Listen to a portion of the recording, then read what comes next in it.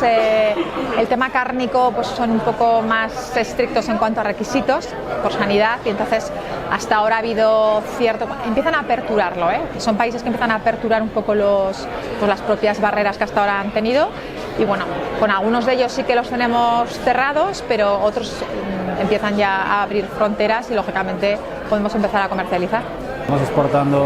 La bodega exporta más de 42 países y uno de los más importantes es Rusia. Actualmente tenemos casi todas las marcas allí, nos faltan 3, y donde sí que no tenemos experiencia es en Azerbaiyán, en Kazajistán y en Bielorrusia, y esperamos que con el día de hoy podamos hacer un buen contacto. I interested in the wine. Wine is good here in Spain. Wine is beautiful. The first time in Spain, I never drink the Spain wine, but all of the wines I loved here. It's really great to be here.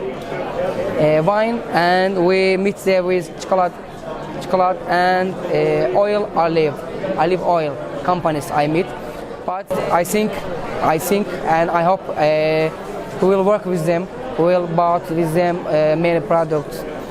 I think maybe will be good.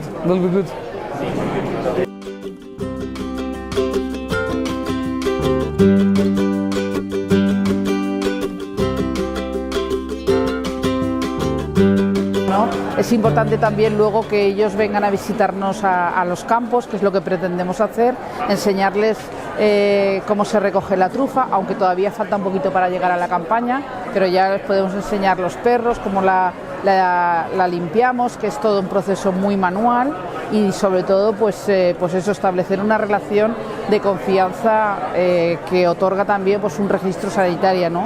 Que eso lleva a la trazabilidad del producto, y eso es importante.